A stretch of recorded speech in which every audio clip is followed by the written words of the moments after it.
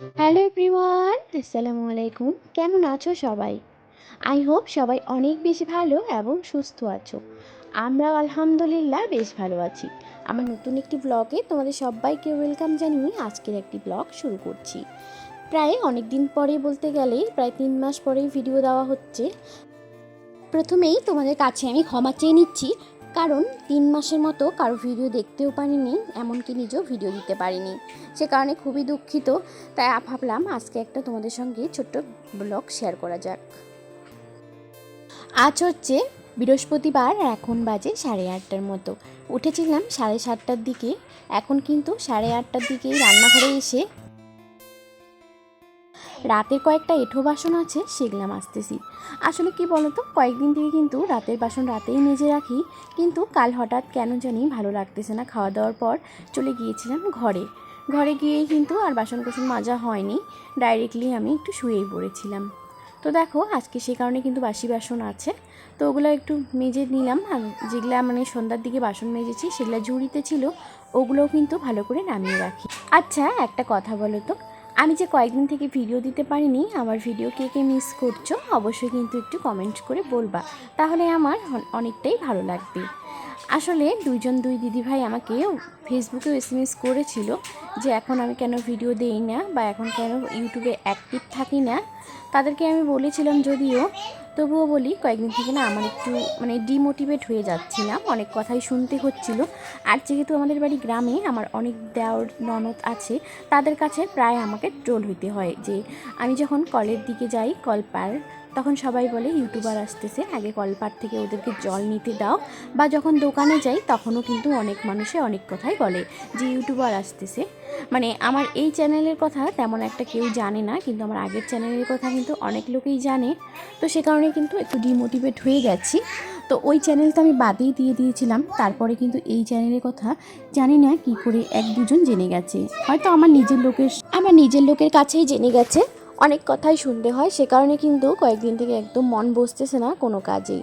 তার জন্য কিন্তু ভিডিও দেওয়া একদম বন্ধ হয়ে গেছে। তারপরে ভাবলাম লোকের তো কথাই বলার, তো কাজেই যে কথা বলবে, তো আমার তাতে কিছু যায় আসে না এই কথা নিয়ে। মানে কখনো কখনো কিন্তু মাথার মধ্যে একটা টেনশন নিতেছি, আর কখনো কখনো কিন্তু ভাবতেছি বলুক কে কী বলে, আমি আমার কাজ করেই যাব। দেখি আল্লাহ আমাকে কত দূরে যাওয়ার শক্তি দান করে, এবং কি মানুষের কথা শোনারও সহ্য ক্ষমতা দেয়। কখনো কখনো এতটা পরিমাণ খারাপ লাগে, নিজের সঙ্গে নিজেই কথা বলি যে আমি তো কোনো খারাপ ভিডিও করছি না, কোথাও কোনো গানের ভিডিও, নাচানাচি কোনো কিছুই করছি না, তাহলে আমাকে নিয়ে এত লোকের কথা কেন?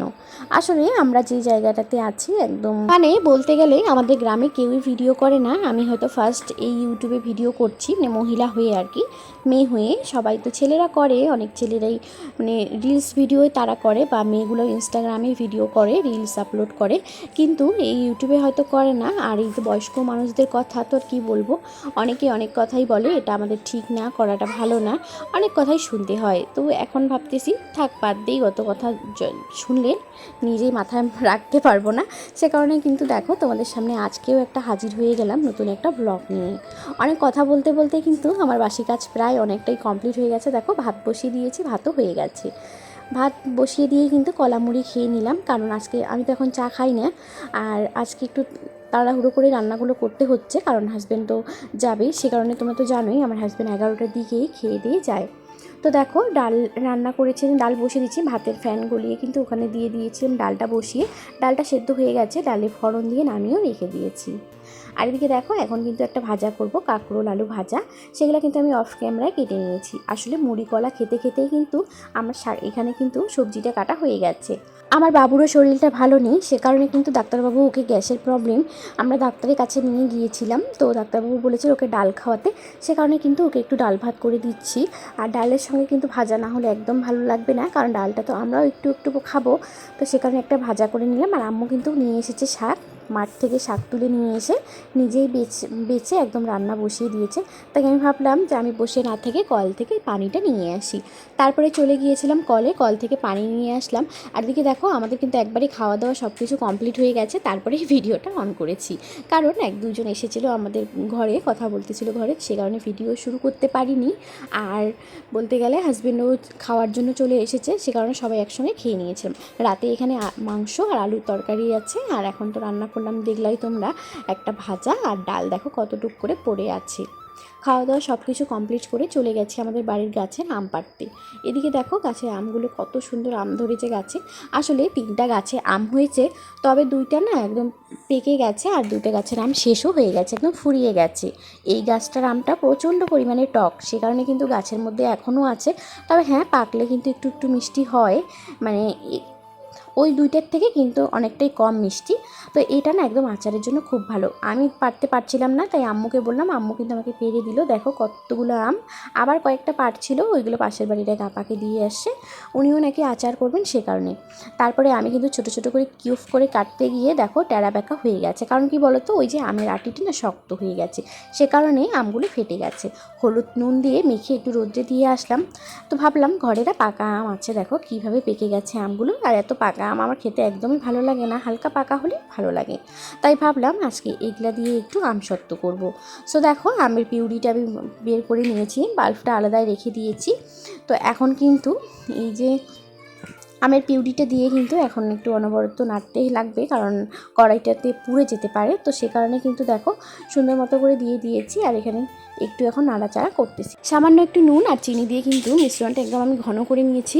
তারপরে দেখো একটা প্লেটের মধ্যে একটু সরষের তেল মাখিয়ে তারপরে নেমিয়ে নিলাম। জানি না কেমন হবে, আজকে প্রথম ট্রাই করছি। তো ওইগুলো রোদে দিয়ে কিন্তু চলে গেছি ছান করতে। ছান করে এসেই দেখি বাবু কিন্তু এখন পর্যন্ত মোবাইল দেখতেছে। তাই ভাবলাম ওকে একটু খাইয়ে নিজেও একটু খেয়ে তারপরে ঘুমাবো। তো দেখো ওখানে ভাত নিয়ে এসেছি, ডাল, তারপরে এখানে আবার অনেক শাকসবজি আছে যেগুলো রান্না করেছি সব। তারপরে খাওয়া দাওয়া কমপ্লিট করে ঘুমিয়ে গিয়েছিলাম। ঘুম থেকে উঠে বিকেলবেলা একটু রেডি হয়ে নিলাম, তারপরে কলে গেছি পানি আনতে। পানি এনেই কিন্তু দেখো রান্না বসিয়ে দিয়েছি, রাতের রান্না। তো যেহেতু মা ছেলে দুজনেই খাবো, কারণ তোমাদের দাদাভাই হোটেল থেকে খেয়ে আসে, আর আমার শাশুড়ি মা কিন্তু আজকে বড় দাদাদের ঘরে খাবে, সে কারণে ডিম আর 2 মা ছেলের জন্য শুধু ডিম রান্না করেছি, পেঁয়াজ দিয়ে মাখা করেছি, আর দিনের তরকারি তো আছেই। তারপরে ঘরে এসে দেখি দেখো বাবুতে কি দুষ্টামি শুরু করে দিয়েছে, সব কিছু এলোমেলো করে রেখে দিয়েছে।